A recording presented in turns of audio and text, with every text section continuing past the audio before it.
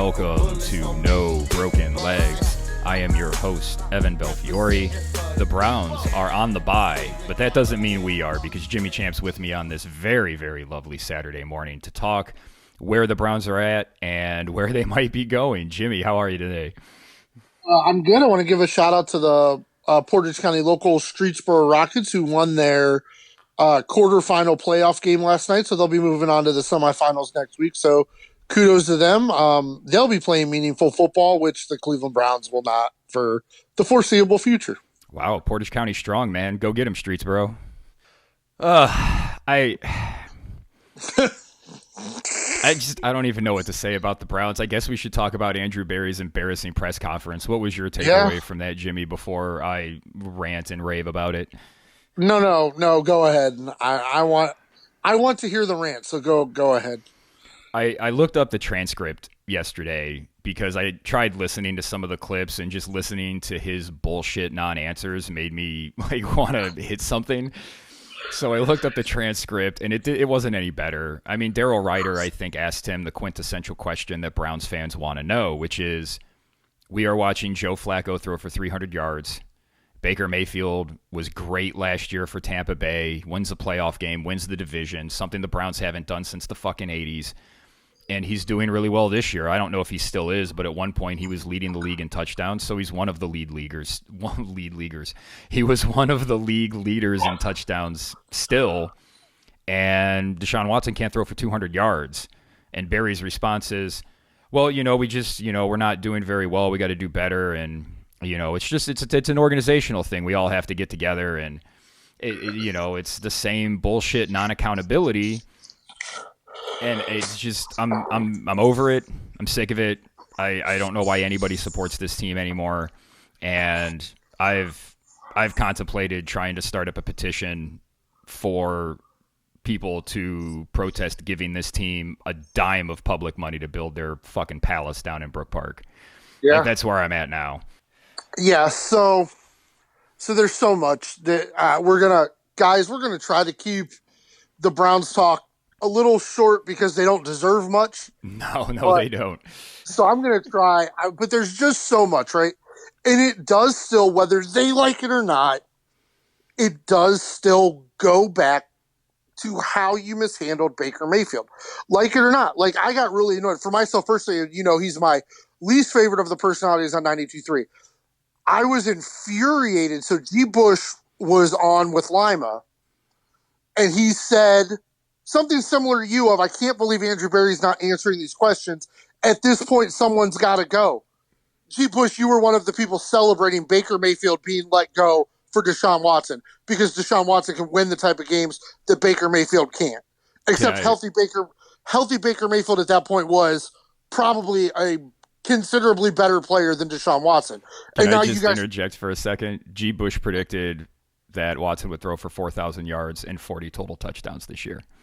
Yeah, that was his prediction. That was his prediction, because they all wanted, in hindsight, to be so right about Baker Mayfield that it's like they're perfectly fine with the team having happened what happened just because Baker Mayfield's not the quarterback, and including Andrew Berry and Kevin Stefanski and Haslam and DePodesta, they do not want to take accountability and just simply say, guys, we messed up with the Baker Mayfield situation. Somehow, some way, we made a decision where we let him play injured, which made his perception horrible to everybody, including us. We didn't want to pay him. We let him go. And we went out and forced a guy to come here that didn't want to come here, gave him this ridiculous contract, and now we're stuck where we are. The questions I had heard a lot this week were, do you wish the Browns would have made more trades? Do you wish they would have been more active? And my simplest answer is, not really, because Andrew Berry doesn't know how to draft anyway. Oh, it doesn't look like they would have gotten anything. No. You can trade Myles Garrett and get a couple first-round draft picks, but you're not going to see the fruits of that labor for 2-3 years. And you also now don't have Myles Garrett. But, I mean, they traded Zadarius Smith in a 7th-rounder for a 5th and 6th. Yeah, wide receivers are getting traded for 3rd and 4th-round picks. I don't understand it. Yeah, and it was so weird, but that was my initial thought was, if what you're getting back are 3rd and 4th round draft picks, then Andrew Berry shouldn't make those trades because he doesn't know how to pick third and fourth round players. Yeah, we're going to use those third round picks on receivers that aren't any good. Yeah, so it is such a bleak situation and outcome when a few years ago it felt like we had a core for the future, and it's really like it's really feels like it's back to crap, here we go again. Because you've got Jason Lloyd talking about blowing it all up again. This is the guy that all he wants to do is blow things up because, and it gets to the heart of it with the Cleveland Browns. It's difficult. It's difficult to build a good team from the ground up. And they don't want to do the work. They just, well, what does Al Pacino say in Ocean's 13? Look, I don't want the pains. I just want the baby. Yep. It's like, that's just not how this works. They are now dealing with the fallout from the mistakes that they made when they had Brian Hoyer and they took Johnny Manziel, and that didn't work. So they blew up a 7-4, a team that was at one point 7-4 and looking like it was going to make the playoffs, maybe win a division. And then they just blew it up because they're like, well, we can't win the Super Bowl, so we're just going to blow it up. That is the virus that has infected the Cleveland Browns. Yeah. The idea that if you don't win the Super Bowl, the season is a failure. And I was arguing with some people on YouTube in the comments about it.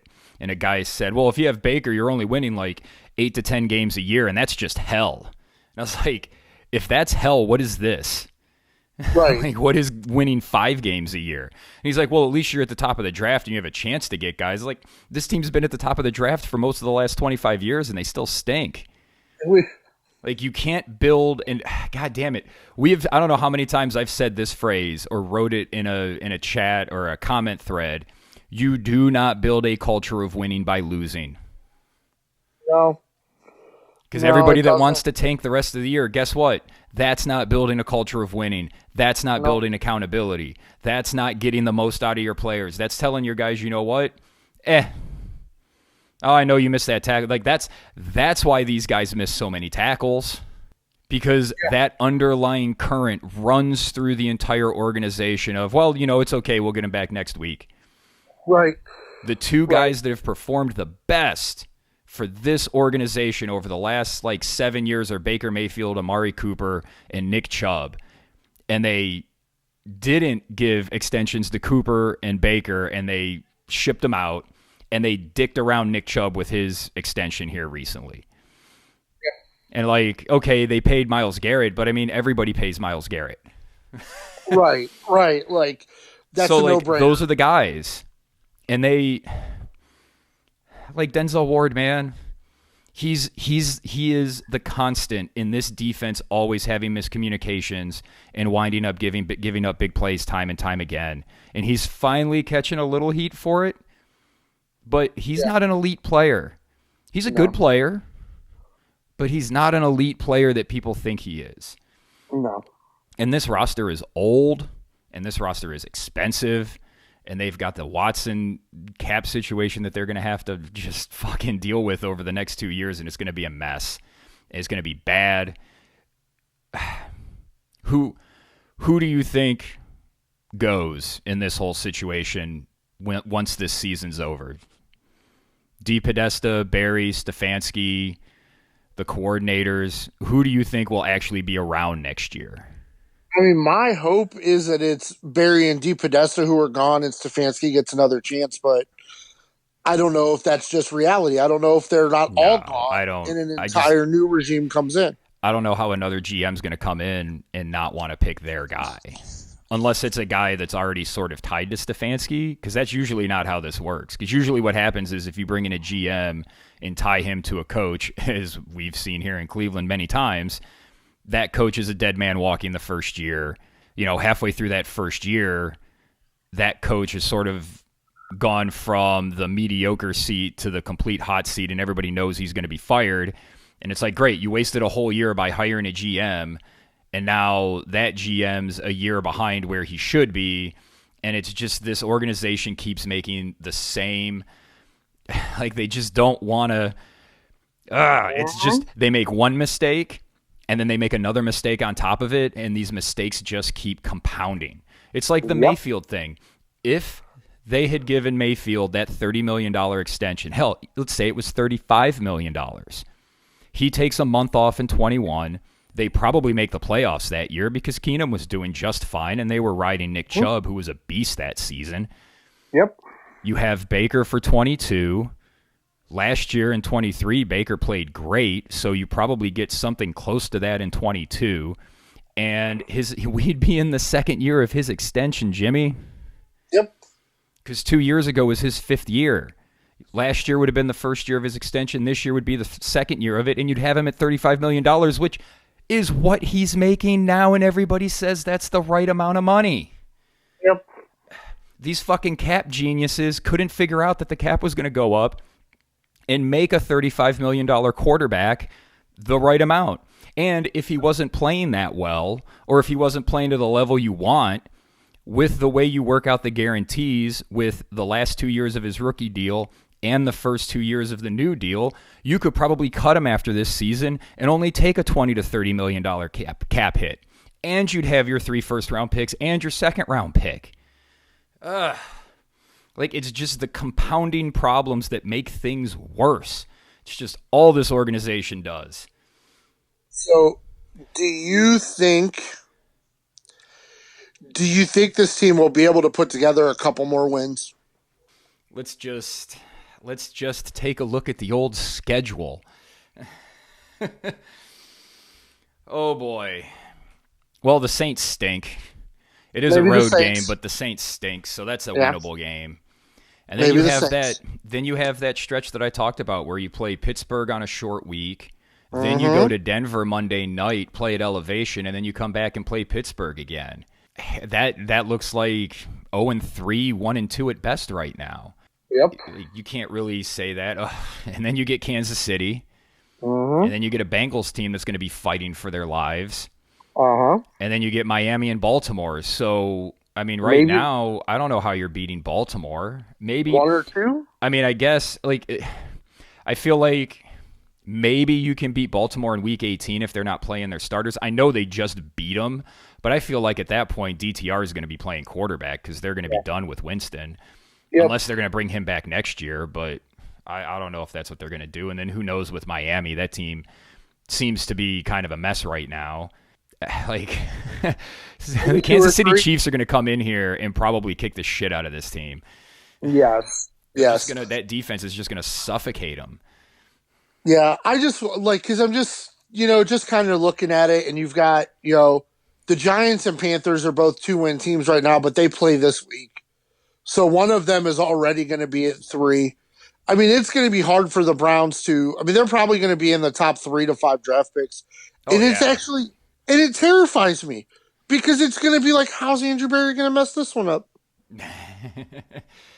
So the 2-win teams right now are the Dolphins, the Patriots, the Browns, the Titans, the Jaguars, the Raiders, the Giants, the Panthers, and the Saints. Jesus Christ, there are a lot of bad teams in the NFL. Yeah, there are. There are. It's bad, man, and they still have 4 division games left. 4 division games left. 4 division games left. And those guys are all, Pittsburgh and Baltimore are going to be fighting for the division. Cincinnati's fighting for their playoff lives. It's just, it looks really bad, and it doesn't look like anything's going to get better next year. I just don't see how it can get better next year, to be honest. No. And I agree, and and then you touched on it earlier because you've got the whole stadium thing going on, and the Deshaun Watson stuff. It's going to rear its ugly head again. It's just, man, it's going to be another rough 3 or 4 year stretch as a Cleveland Browns fan. And they said they weren't going to do 1-15 again, but that seems to be the direction this is going to have to go. And I don't know how they're going to sell that to fans, and I don't know how fans are going to respond to that. They should be pissed off, and they should stop spending money on this team, but they probably won't. They'll buy in. Probably. All right, let's get through the picks, and then let's try and talk some basketball and have a little more fun. Yeah. So the Browns are on the bye. So are the Raiders, the Packers, and the Seahawks. The Packers and the Seahawks definitely need a bye. Yeah. The Raiders just need the season to end because they're in the same position the Browns are in. They don't really have a lot of hope and not a lot going forward, so they're looking at the draft. We do have a game in the book. Cincinnati and Baltimore played just another fucking thrilling game. What were your thoughts on that Thursday night game? Baltimore, I don't think Baltimore is going to get as far as a lot of people think Baltimore is going to get. If Lamar wins another MVP and loses in the first or second round of the playoffs, I feel like that may very well be where the season is going because that team's defense is not good. And they still have some drives where if you can keep Derrick Henry at bay and you can keep Lamar in the pocket at times, he still looks like not the best passer in the world. But Cincinnati, for 1 second, Evan, because I've been beating on him since he got the job. For 1 second, I thought Zach Taylor was a good coach. They scored that touchdown, and they said, we're going to go for 2. And I went, whoa, Zach Taylor's actually a good coach. And then they called the timeout. And I went, okay, no, you're not a good coach at all. And then Baltimore called the timeout, and I went, that's a good coach. But shame on the NFL, and you can look at a lot of spots. Shame on the NFL for adopting the NBA policy of, assault is okay in the last seconds of a game. It's so bad. And it is, everybody always talks about how the Chiefs get calls, even though they don't always get calls. And it reminds me of, I forget everybody knows there's the old adages. Oh, do not attribute to bias that which can be attributed to ignorance. Yeah. Or incompetence. Yeah. I think it's more incompetence. I totally mauled that up. But it's just these guys either aren't good or the league has told them don't call that stuff at the end of games. And with the amount of betting that's going on, that is a recipe for disaster. Yeah. And I tend to lean to they're just bad at their jobs and they're afraid to throw that flag because they're all so bad at their jobs. I don't think they're always sure what they're seeing. And they're like, oh my God, what if it's not a penalty and I get destroyed for this? But it was absolutely defensive holding at the least, pass interference at the most. And there were 3 face masks on the Ravens on the last play, and you don't throw a flag on any of them, including Joe Burrow getting hit in the face, and that has to be unacceptable. Yeah, and we just saw this on a Thursday night. Yep. It happened to Sam Darnold, not in as crucial a moment because this happened, the Sam Darnold thing, they still had to drive the whole length of the field, but this puts them, now they get another chance from the 1 yard line. And they didn't get that opportunity because none of those flags were thrown, and it's bad. Yep. It looks bad for the league. Yep. But if the Bengals in this end rest of the season, if they can schematically figure something out on defense, that offense, at least the passing game to a couple people, even without T. Higgins, is really on fire. And if they can figure out how to just scheme up a little bit of defense, I think the Bengals will be a tough out in the playoffs. You know who Baltimore reminds me of? Who's that? Last year's Philadelphia Eagles. That's fair. I trust the offense to put up points in most situations. Although last year I think Jalen Hurts was beat up a little bit, and Lamar seems like he's fully healthy, so they got a little more offense than Philly did. But that defense can't stop anybody. No. And I don't know how you're going to win 4 games in January and February when you can't stop anybody. Yeah, no, I totally agree. Speaking of not being able to stop anybody, let's get into the Week 10 games because we start with the aforementioned New York Giants facing the Carolina Panthers in a game nobody wants to watch. Giants are 6.5-point favorites. The over-under is 40.5. I can't believe the Giants are minus 258 and the Panthers are plus 210, but such as having Bryce Young as your quarterback. Carolina sucks, man. I mean, so Carolina's given up more points, but they've scored about the same, and the Panthers won last week. I don't understand what's going on here. I'm taking the Panthers to cover and probably the Panthers money line as well. Yeah, I think the Giants can't be favored to beat anybody by a touchdown, in my opinion. Yeah, I agree. Up next, the Buffalo Bills are traveling to Indianapolis. They are 4-point favorites. Over-under sits at 46.5, minus 205 for the Bills, plus 170 for the Colts. That team doesn't look like they responded to the Joe Flacco news like we thought they would. So No. I don't know what's going on in Indianapolis right now. Buffalo looks like they're going to run away with the AFC East. Is this a look ahead game for them? Because they got Kansas City coming up. I think it's absolutely a trap game. I don't think the Colts will look as bad as they did when they played Thursday night. So they got the extra rest. I think the Colts will cover this. I think the Bills will win, but I think it's going to be a little bit more hard fought game than a lot of people are going to expect. I think the Colts will cover this. I agree with you. A lot of big home dogs, and that's two Yeah. home dogs that we like to cover. And we have a third home dog, the Minnesota Vikings, traveling south to take on the Jacksonville Jaguars. The Vikes are 7-point favorites. Over under sits at 43, minus 325 for Minnesota, plus 260 for Jacksonville. That Jacksonville team, just all the vibes look wrong, and it looks like Doug Peterson's not long for the world. I don't know why they haven't just fired him and hired Bill Belichick, because that seems to be what everybody thinks is going to happen, so why not just make it happen? Because I think Trevor Lawrence's Trevor Lawrence's playmaking in crucial situations is making them think that maybe it's not all Doug Peterson's fault. I guess that's fair. I just don't understand how Trevor Lawrence went from Yeah. that sort of 14, 15 game stretch before he got hurt last year, the first half of last season and then the second half of the season before. And now he looks like he can't do anything. Yeah. It's very weird. That fourth quarter against the Eagles, to me, I was like, oh man, this is old Trevor Lawrence, and then he threw that pass in the end zone, and I went, no, it's new Trevor Lawrence. Yeah. And I'm curious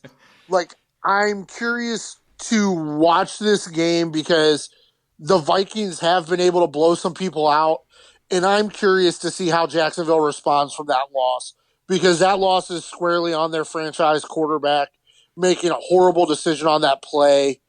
So I'm just really curious to see how they bounce back as a team. I'm going to take the Vikings here.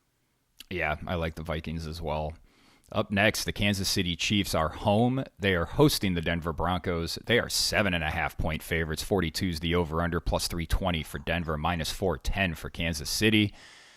Kansas City hasn't shown much want to blow teams out and win games big. Do you think it matters in this game, or can Denver keep this close? It feels like Denver is kind of valleying after peaking. I don't think they're going to keep it close. I think the Chiefs' offense is starting to gear up with Hopkins, and I think they're going to blow out the Broncos here. Yeah, I do too. I think last week they kind of got their offense going, and man, they really seem to know what to do with DeAndre Hopkins. And if they can just get everybody else back, I know some of those guys aren't, like Rice isn't going to come back this year, but they can get Pacheco back. They'll have a really nice two-headed monster with him and Hunt. Yeah, and if they can get Hollywood Brown back, like, oh boy. Because I think for them, like even though he only averaged, I think it was like 3.4 a carry. I think it's important to the Chiefs' offense to know, like 27 times a game, they can turn around and give the ball to Kareem Hunt, and he can get almost 4 yards. Because they're about not having negative plays and then letting Mahomes figure it out. Yep, and Kareem Hunt is filling that role perfectly for them. Yep. Up next, the Pittsburgh Steelers traveling to Washington to take on the Armada. The Armada 2.5-point favorites, 45 is the over-under, plus 120 for Pittsburgh, minus 142 for the Commanders. Pittsburgh is underdogs, man. What's going to happen? What's going to happen? I mean, because of friend of the show, friend of ours, friend of the owner of the DFS Deli, our boy Sully Shaheed, he turned me on to the Commanders Armada early this year and told me how good Jaden Daniels was going to be. And they've been as advertised, and they've been really good. But these freaking Steelers as an underdog, man, we know what this is. If the Browns are bad, the Steelers are covering as dogs. Probably with an outright win. Give me the Steelers. Yeah, I feel the same way. I just feel like Jaden Daniels hasn't really played a defense like Pittsburgh yet. Yeah, that's fair. Up next, the Atlanta Falcons traveling to New Orleans to take on the terrible, terrible Saints. They just fired Dennis Allen after, they probably should have fired him in the offseason, but such is life, I guess. The Falcons are 3.5-point favorites, 46 the over-under, minus 185 for the Falcons, plus 154 for the Saints. This has to be a game Atlanta wins and wins comfortably if Atlanta is to do anything in the playoffs, right? Yeah, this game better not be close. This Yeah. better not be a field goal game. This is I'm not betting this game. I advise everybody to stay away because both of these teams have been so erratic. But if Atlanta can't blow out New Orleans or at least beat them by a touchdown, then it's going to be all in on Atlanta to lose in the first round of the playoffs. Yeah. Up next, San Francisco 49ers, 6.5-point favorites traveling to Tampa Bay to take on the Buccaneers. 50.5 is the over-under, minus 290 for San Francisco, plus 235 for Tampa Bay. Christian McCaffrey's coming back, and I think San Francisco off the bye is going to look really good. I think they win this one easily. I think two things are true at the same time. I think you can beat the Tampa Bay Buccaneers. I don't think you can do it easily. I think Tampa Bay covers and give me the over. Oh yeah, that's San Francisco. You know what? I'm thinking about Christian McCaffrey, and I'm not thinking about that terrible San Francisco defense. Give me Buccaneers to cover. Yeah, I'm changing my pick. I think the offense. I think that Niners offense will look really good, but I think that offense is looking good even without Mike Evans and Chris Godwin for Mary Kay Cabot and all those people that are trashing Baker and said he wouldn't do any good when those guys were out. I guess you were wrong. Guess you were wrong. Shocking. Up next, the Chicago Bears are hosting the New England Patriots. They're 6-point favorites. 38.5 is the over-under, plus 225 for the Pats, minus 278 for the Bears. I'm taking the Pats to keep this game close because Chicago's not good enough to beat anybody by 7, and I don't want to watch any of this game, Jimmy. Drake May looks okay-ish. Yeah. He looks like a viable quarterback to have moving forward. I don't think he's going to be anything great, but you can at least try to do something with him. Yep. The Bears, I'll probably have the Bears in a lot of money lines. They are 4-0 at home. They haven't lost a game at home. Playing really well, but I agree with you. I don't think you can expect them to beat anybody by that many points. So I'll take the Patriots to cover. Yeah, I'm with you. The Chargers hosting the Tennessee Titans, who will be starting Will Levis. Oh boy, that's probably why the Chargers are 7.5-point favorites. Over/unders 39, plus 275 for the Titans, minus 345 for the Chargers. Two good defenses here. The Chargers are only giving up like 12.5 points a game, which is pretty bonkers. I don't see how Tennessee is going to keep this game close. I like the Chargers all day. Yeah, the Chargers can win this thing 9-0, and I don't think it'd be a surprise. The Chargers are also sitting in that 6th spot, and this is a game that if they win, they're a game and a half up on the 4-win Indianapolis Colts and Cincinnati Bengals. So because they had their early bye, this is a game they got to look at, and Harbaugh is going to have them ready to win this game and really cement themselves into a playoff spot because they're not catching Kansas City. They know that. Yeah, I agree with that. Our next game sees the Philadelphia Eagles traveling south to take on the Dallas Cowboys. They're 7-point favorites, 43.5 is the over/under, minus 360 for Philly, plus 285 for Dallas. The Cooper Rush experience gets to start again, and I just don't think that's going to go well for Dallas. Philly seems like they're just rolling right now. Yeah. Yep, they've got it going a little bit. Give me the Eagles here. Although, that does give me pause because Dallas has had Philly's number lately, but that's usually because Dak just destroys that Philly defense. Yeah, He's obviously not playing. It would be funny, though, if the Cowboys outright won this game with Cooper Rush throwing for 350. That would be pretty funny. Up next, the New York Jets save their season, Jimmy. They're 3-6. They're going to win out. That's what I'm being told. They're traveling to Arizona. They're 2-point favorites. 46.5 is the over/under. Minus 130 for the Jets. Plus 110 for the Cardinals. I'm not betting this game because I don't want to pick Arizona because I need the Jets to lose one more game to hit my over/under bet because I bet the under on them. So I'm going to take the Jets as a because every time I pick against Arizona, they win. So I'm going to take the Jets in our picks, but I don't like this game either. Arizona just continues to defy my expectations at 5-4. It's I don't know, man. They're not a bad football. They're not the bad football team I thought they were. Nope, they're not. There are some bad football teams, and then there are a couple teams They're just hovering above that a little bit, and the Cardinals are one of them. I think the Jets used every lucky horseshoe they had in the book to get a win last week, and they'll come back to earth. Cardinals are going to win this thing, I think, easy. Wow. You think they're going to win this one easy? Man, that would make the New York media like just go crazy, which would be great. The Detroit Lions traveling to Houston to take on the Texans. Lions 3.5-point favorites. 49's the over-under. Minus 205 for Detroit. Plus 170 for the Texans. I don't understand why Detroit isn't a bigger favorite here, considering how well they've been playing. And I think Houston's a good team, but they need to get healthy. Yeah, well, Houston's been a completely different team at home. And I think that's where the line comes from. Like, Houston has been really, really good. Even in losses at home, they've played. The offense has just been better at home. I'm starting to turn on D'Amico Ryans. He's coaching. He is quickly falling into that, and it's probably not a surprise because of the time that he played in the league. He is making too many coaching not to lose instead of coaching to win decisions. Yeah, we're seeing that a lot with some of the generation coaches, and it's a game theory thing where if the other side's playing to win and you're playing not to lose, you're going to lose. Yep, and he's making some decisions that I'm not real key on. Bobby Slowick's got to get that offense turned around even without his two main wide receivers. I feel like the Lions are going to win this game by a back-breaking field goal at the end, so I'm going to take the Texans at 3.5. That Detroit team is just rolling right now. Everything they do seems to work. Nobody can get any pressure on Jared Goff, and that run game is just grinding people down. They just look so good right now. Our last game of the week sees the LA Rams, who have kind of gotten healthy, facing the Miami Dolphins, who have kind of gotten healthy. This game's out in LA.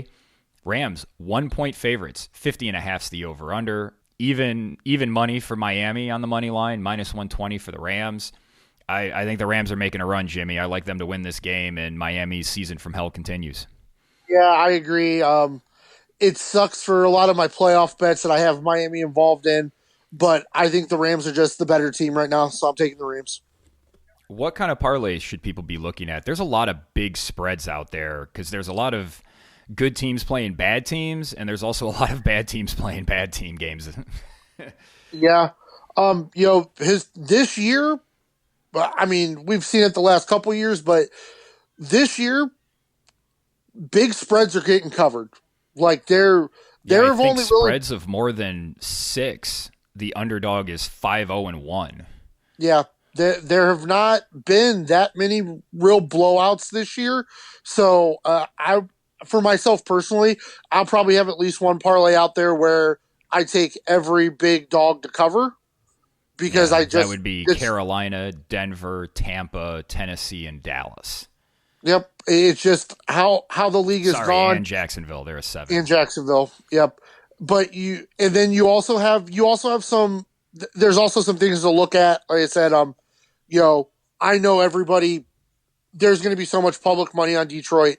I wouldn't be surprised if that line moves a little bit more before kickoff. But Houston has been really good at home. I believe Houston's going to cover that. Chicago, put the Bears money line in your parlays because they have been really, really good at home. Denver is not beating Kansas City. That's just what it is. And I really believe the Colts are going to cover against Buffalo. So that's a parlay I really like. Yeah. I just be careful out there, bettors. Be careful. Yeah. And you can start, and as we've talked about the last couple weeks, and Green Bay making really bad decisions really killed a big parlay that I had set up last week. By not scoring enough points. Still so angry about that. So angry. I might be more angry about that one than the 6-leg parlay I missed because of that stupid fucking Hail Mary by Washington to beat Chicago. But you can really start to see, defenses that are consistently giving up, like in that 20-point range a game. They're not going to all of a sudden have a game where they only give up 10. No, like that's just not even happening. Even bad teams are going to score on bad defenses. So, like, there are games where, San Francisco's defense is just not good right now. Tampa's defense is not good. Like, that over is going to hit. Like, there are just some spots. There's some spots where you can really make your same game parlay, your same game parlays along with your other parlays to really boost your odds. All right, that's week 10. We didn't rant as much about the Browns as we could have because we've said a lot of it all before. Jimmy, thank you for talking some football with me, man. No place I'd rather be, brother. And we'd like to thank you all for listening. There will be a link in the description below because we are now going to record another podcast that talks about the Cavs, and we're going to have some fun. So join us for that podcast after you make your picks right here at No Broken Legs.